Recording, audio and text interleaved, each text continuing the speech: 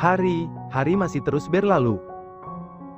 Kesedihan yang tiada terkira itu masih terus melanda hebat hati dua orang wanita parubaya yang begitu sangat menyayangi bayi mungil yang sempat membuat hati mereka bisa merasakan kebahagiaan yang tiada terkira.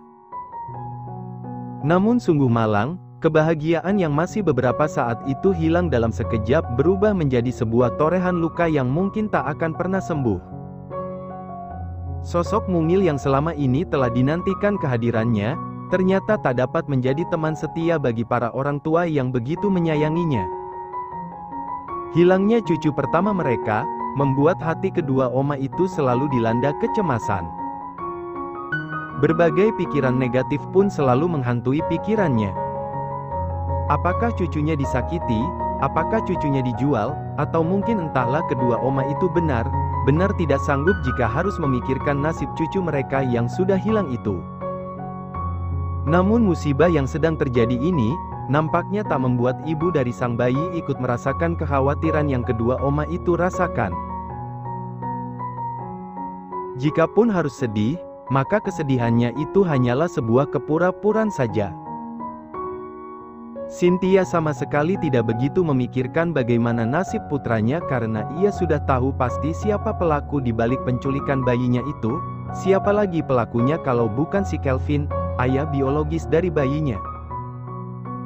Justru Cynthia merasa diuntungkan dari kejadian ini.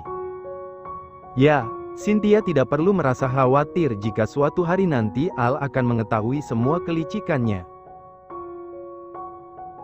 Hanya kepura-puraanlah yang terus dirinya lakukan agar mendapat simpati dari keluarga Giorgino itu. Kini wanita yang sudah hampir berusia 24 tahun itu nampak tersenyum melihat sebuah foto di layar ponselnya. Terima kasih ya Kelvin, ternyata kamu ini memanglah bodoh. Bawa saja bayi itu kemanapun kamu mau, aku sama sekali tidak membutuhkannya. Sayang sekali ya, kebodohanmu itu sangatlah menguntungkanku. Gumam Cynthia seorang diri dengan senyuman kepuasannya. Jika Cynthia merasa sangat diuntungkan dengan kejadian ini, tentu saja hal ini sangat berbanding terbalik dengan Al. Al yang sudah 5 hari ini mencari informasi tentang keberadaan sang bayi, ternyata masih belum membuahkan hasil. Padahal semua kekuatan telah ia kerahkan, bahkan papanya sendiri Tuan Enrico sudah menggunakan tenaga detektif yang sudah terlatih untuk bisa menemukan siapa pelakunya, namun nyatanya masih tak membuahkan hasil. Namun berdasarkan informasi terakhir yang didapat oleh detektif kepercayaannya, orang yang melakukan penculikan itu adalah orang yang sangat ahli dalam mengubah identitas dirinya, sehingga sangat sulit bagi seseorang untuk melacak keberadaannya, karena tidak ditemukannya data yang valid dari orang itu. Laki yang sudah berusia matang itu, nampak terus merenung di ruang kerjanya. Dirinya masih terus berpikir untuk menemukan jawaban dari pertanyaan yang selama ini masih belum terjawab. Kali ini Al kembali teringat akan kalung indah itu. Satu-satunya bukti yang tersisa adalah kalung itu, tapi bagaimana caraku membuktikannya hanya dengan sebuah kalung? Gumam Al yang masih terus berpikir. Pria blasteran itu pun mencoba membuka laci mejanya untuk meraih barang yang diinginkannya. Digenggamnya kalung indah nan cantik itu. Al memperhatikan kalung indah itu dengan seksama. Kalung ini terlihat seperti bukan kalung biasa. Gumam Al dengan masih memperhatikan kalung indah itu. Ya, Al memang bukanlah pengusaha perhiasan, tetapi bukan berarti dirinya tidak tahu menahu tentang apa itu perhiasan.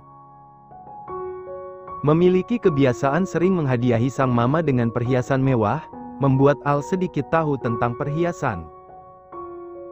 Sepertinya kalung ini dibuat dari batu permata yang memiliki kualitas sangat tinggi.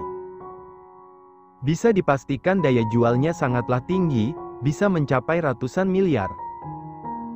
Kalau memang benar kalung ini milik Cynthia, dari mana dia memiliki uang sebanyak itu dan membeli kalung ini? Kali ini batin Al yang berbicara. Al masih terus berpikir tentang kalung yang ada dalam genggamannya, hingga pikirannya itu teringat akan nama seseorang. Tuan Aditama. Iya, dia orangnya. Sepertinya aku bisa meminta bantuan pada Tuan Aditama. Gumam Al. Al kali ini seperti memiliki secercah harapan. Mungkin dengan menanyakan kalung yang masih menjadi misteri itu, bisa membantu Al mendapatkan informasi baru. Senyum bahagia kini seolah terpancar menghiasi wajah manis seorang gadis yang baru saja menginjak usia 19 tahun itu. Bagaimana tidak? Selama dirinya mengandung, tidak pernah sekalipun ia memeriksakan kandungannya pada dokter. Dan sekarang inilah dirinya baru dapat memeriksakan kandungannya di rumah sakit terdekat. Terlihat dokter sedang memeriksa perut Adinda dengan stetoskopnya. Kondisi kedua janin baik, detak jantung keduanya juga normal, seru dokter wanita itu. Alhamdulillah, seru Adinda dan Vita bersamaan. Dok, kalau ingin tahu jenis kelaminnya bisa tidak dok? Tanya Vita pada sang dokter. Tentu bisa, baiklah kalau begitu saya akan mencoba memeriksanya. Sahut dokter itu dengan beralih pada alat pemeriksaan yang lain. Namun sepertinya Adinda tidak ingin mengetahuinya sekarang. Tunggu dulu dok. Seru Adinda pada sang dokter. Saya tidak ingin jenis kelamin mereka diketahui sekarang. Imbu Adinda lagi. Loh kenapa Adinda, bukannya bagus kalau kita tahu sekarang, jadi kita bisa mempersiapkan keperluan si kembar dari sekarang. Sahut Vita. Tidaklah Fit, aku tidak mau mengetahuinya sekarang, biarkan kelahiran mereka nanti bisa menjadi kejutan, dan mengenai keperluan si kembar aku rasa itu tidak sulit untuk dicari. Sahut Adinda. Ya sudahlah kalau itu memang maumu. Padahal aku sudah penasaran dengan mereka. Sahut Vita. Adinda hanya tersenyum melihat ketidaksabaran teman dekatnya itu. Nanti, kalau anakku sudah lahir, kamu boleh deh menggendong mereka sampai puas, sahut Adinda.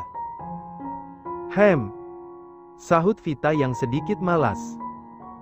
Kegiatan pemeriksaan pun telah selesai.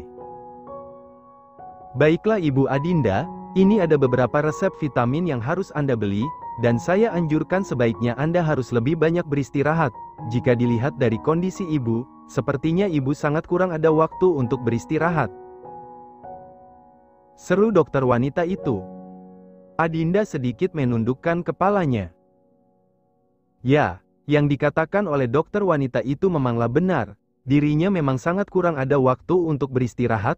Bagaimana mau beristirahat? Ia harus terus bekerja untuk mendapatkan uang. Sedangkan Vita yang menyaksikan temannya hanya diam, menjadi merasa iba. Untung saja kondisi kedua janin Ibu Adinda begitu kuat. Padahal jika kondisi mereka lemah bisa saja terjadi keguguran ibu. Jadi saya benar sangat berpesan pada Ibu Adinda, untuk tidak melakukan aktivitas berat hingga menjelang hari melahirkan nanti. Seru dokter itu lagi. Baiklah dok, kalau soal itu saya yang akan selalu mengingatkan teman saya ini. Sahut Vita.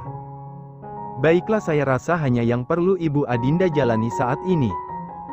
Ucap sang dokter. Baik dok, terima kasih. Sahut mereka berdua. Dan untuk biaya pemeriksaan, silahkan ibu mengurusnya di bagian administrasi. Imbu sang dokter lagi.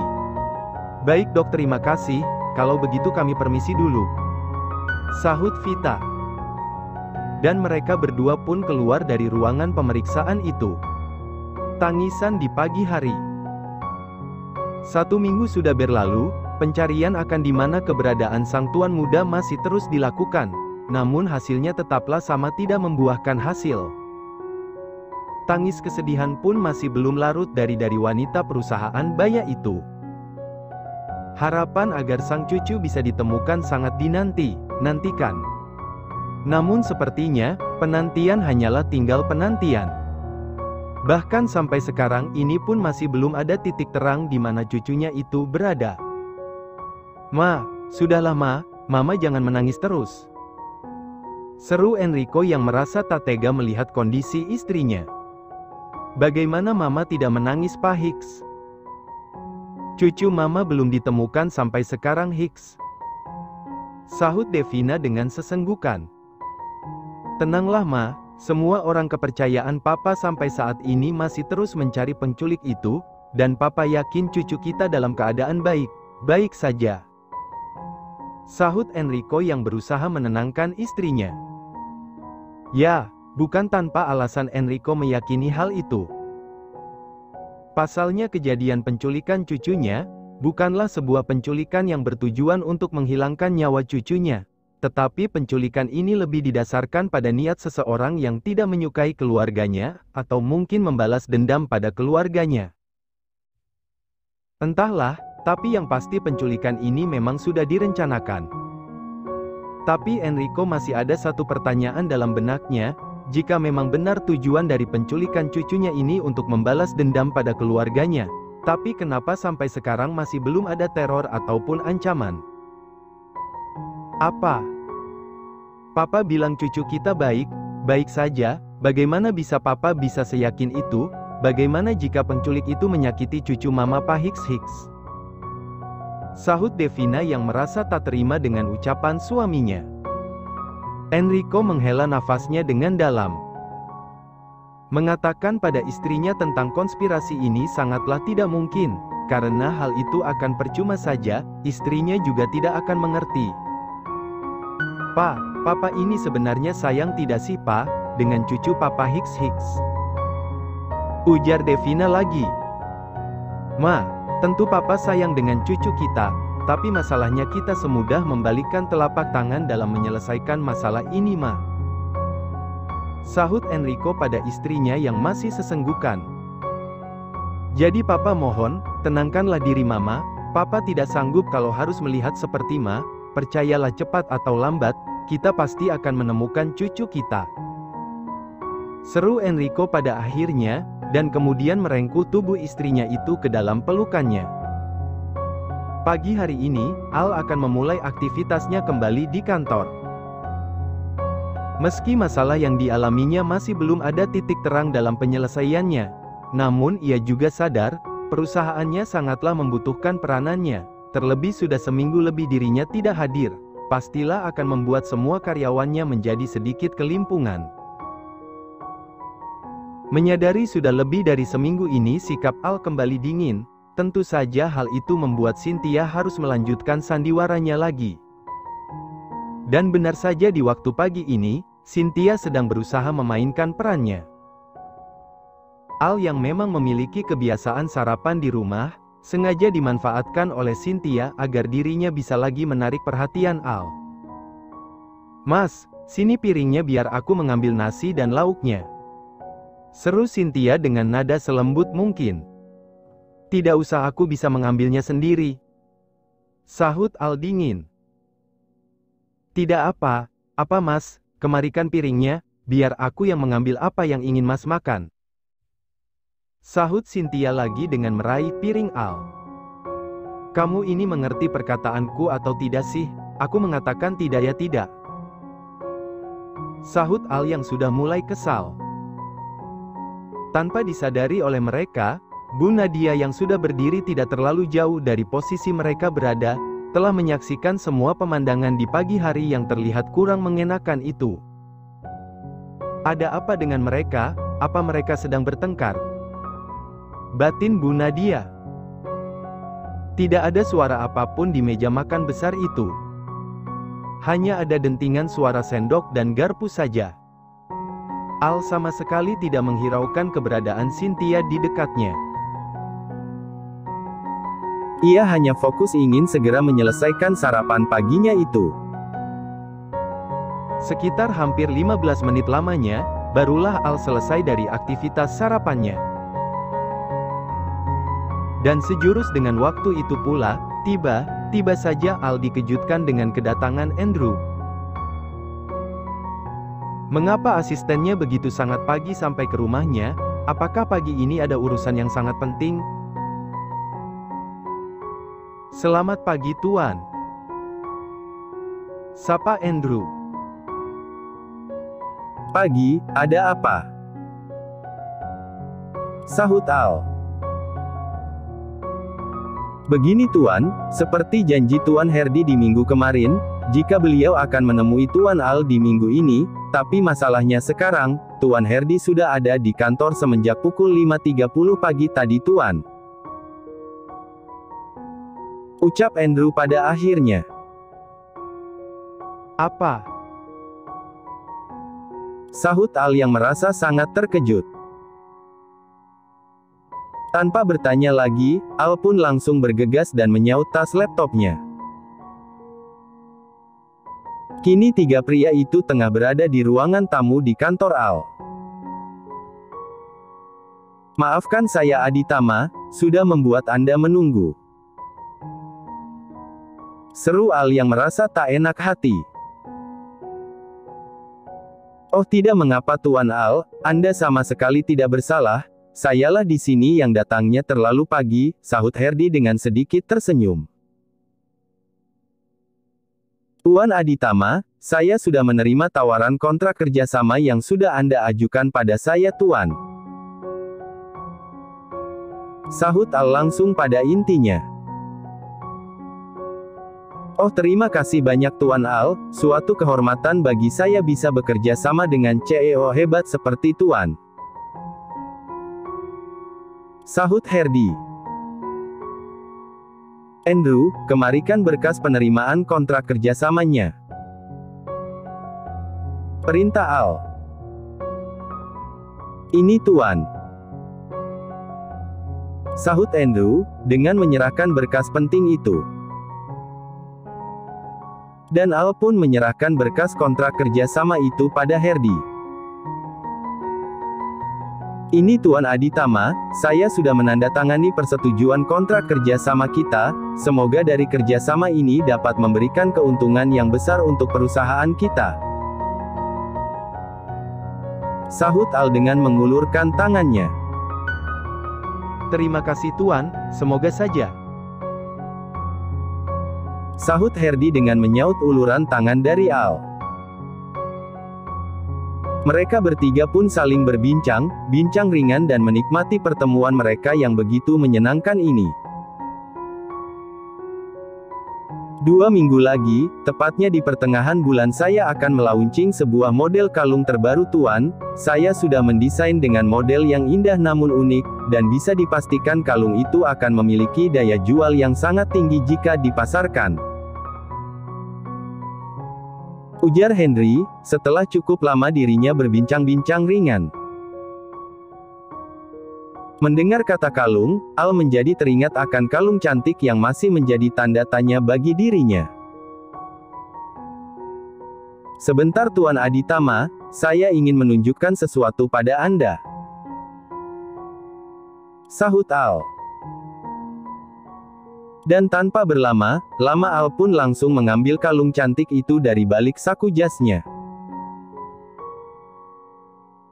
Ini Tuan, saya ingin memperlihatkan kalung ini pada Anda, kalau dilihat dari bahannya sepertinya kalung ini memiliki bahan yang sangat langka, karena saya belum pernah melihat batu permata yang begitu indah seperti ini pada perhiasan dengan model apapun. Menurut Anda bagaimana Tuan, apakah orang biasa bisa memiliki kalung mewah seperti ini Tuan? Tanya Al panjang lebar. Dek.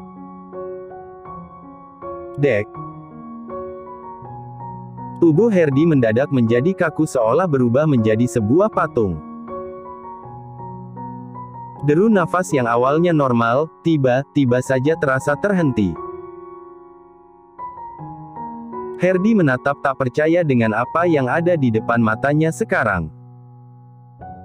Kalung itu adalah kalung milik Adinda keponakan kesayangannya. Tuan Aditama, menurut Anda bagaimana dengan kalung ini? Tanya Al lagi. Tuan, bagaimana kalung itu bisa bersama Tuan? Tanya Hardy dengan tatapan yang masih belum berkedip sama sekali. Apa? Anda mengenali kalung ini Tuan? Sahut Al balik bertanya. Tuan, tentu saya sangat mengenal kalung ini, karena kalung ini adalah saya sendiri yang merancang dan membuatnya khusus untuk keponakan saya. Dan di dunia ini hanya ada satu kalung ini Tuan. Tapi kenapa kalung ini bisa ada pada Anda?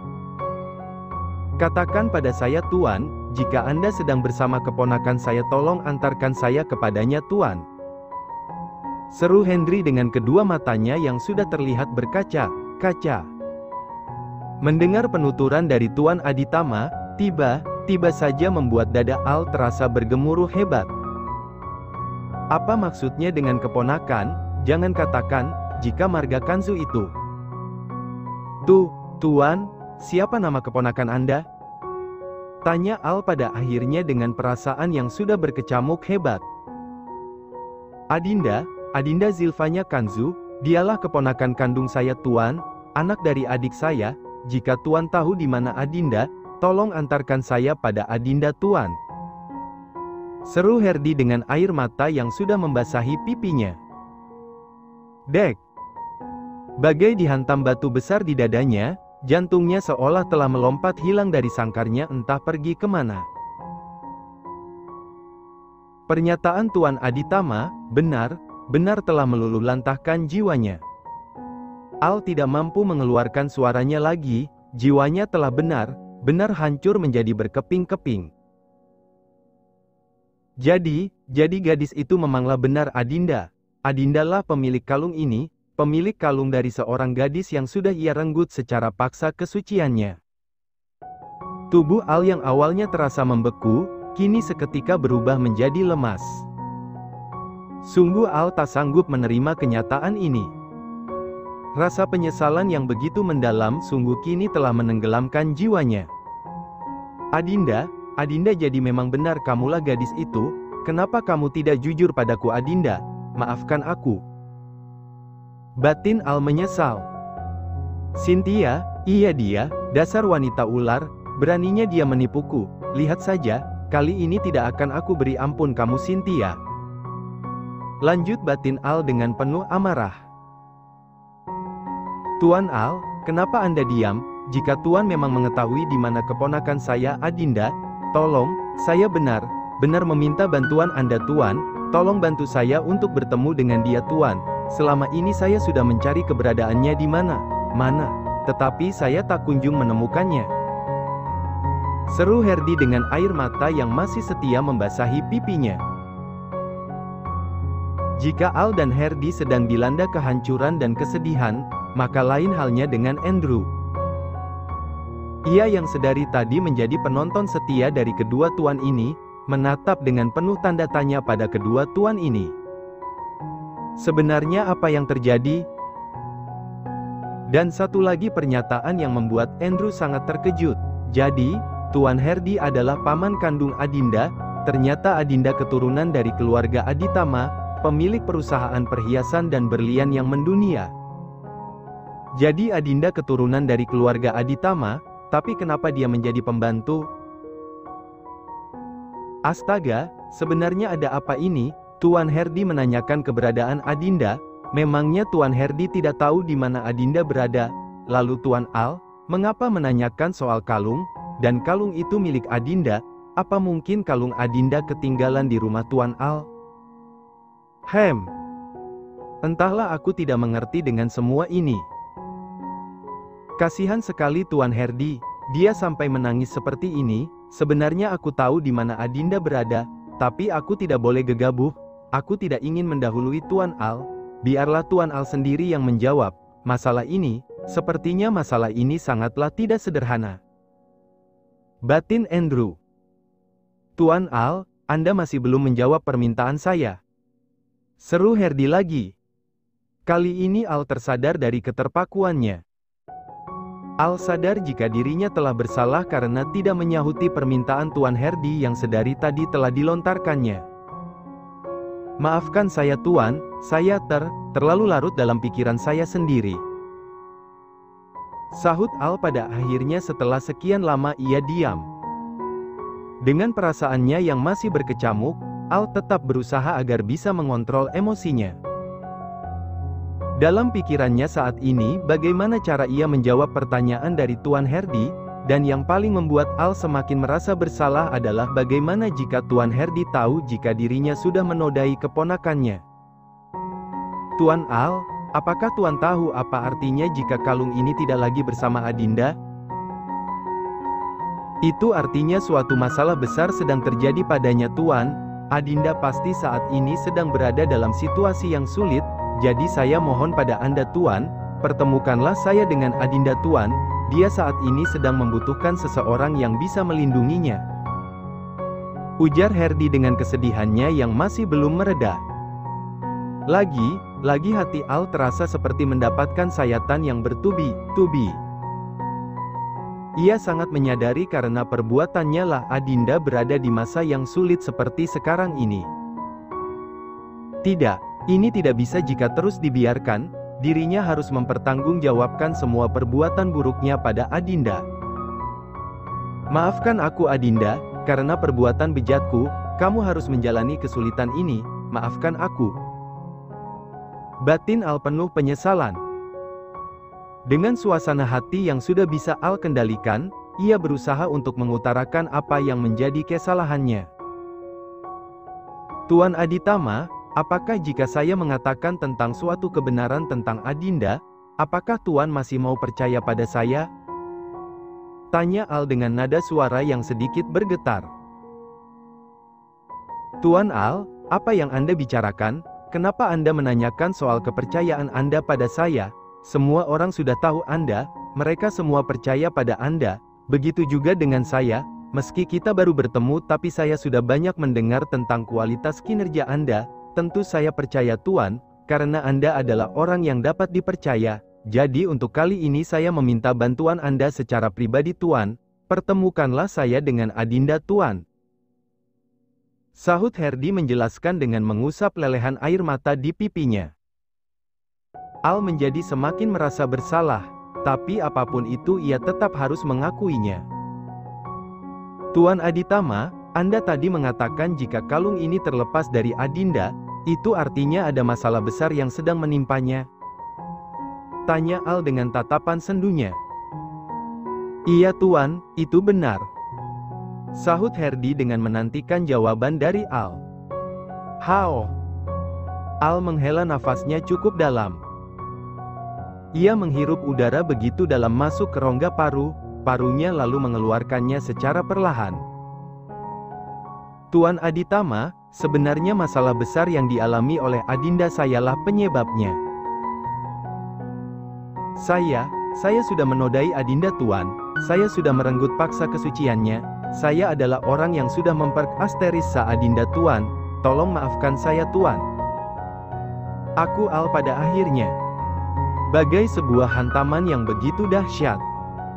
Hantaman kuat yang menyebabkan retakan hebat yang memunculkan luka yang tak berdarah. Herdi sangat terguncang jiwanya setelah mendengar pengakuan dari Al. Amarah besar kini sudah akan berkoar hebat dalam diri Herdi, seperti seekor harimau yang siap menerkam mangsanya. Sedangkan Andrew yang secara langsung sudah mendengar pengakuan tuannya, merasakan keterkejutan yang begitu luar biasa. Ia sangat tidak menyangka bahkan sangat tidak percaya jika tuannya Al, bisa melakukan perbuatan yang sangat bejat itu. Dasar Brengs Asteriska. Pekik Herdi penuh amarah. Bak. Bak. Bak. Herdi langsung melayangkan pukulan pada Al dengan membabi buta. Bak. Bak. Bak. Herdi terus melayangkan tinjuan ke arah Al, namun tidak sedikit pun Al membalas pukulannya. Al sadar jika perbuatannya itu sangatlah tidak pantas untuk diterima. Bak, bak. Dasar manusia biadab, Brengs Asteriska, di depan banyak orang kamu begitu sanjung, tetapi nyatanya kamu tidak lebih dari seorang bajing Asteris N. Bak, bak, bak. Sedangkan Andrew masih tetap dalam keterpakuannya. Ia masih sangat terkejut dengan kenyataan yang baru saja ia dapat. Hingga setelah beberapa menit lamanya, barulah Andrew tersadar jika sudah ada kegiatan brutal di depan matanya. Astaga Tuan! Pekik Andrew setelah tersadar. Bak, bak, bak.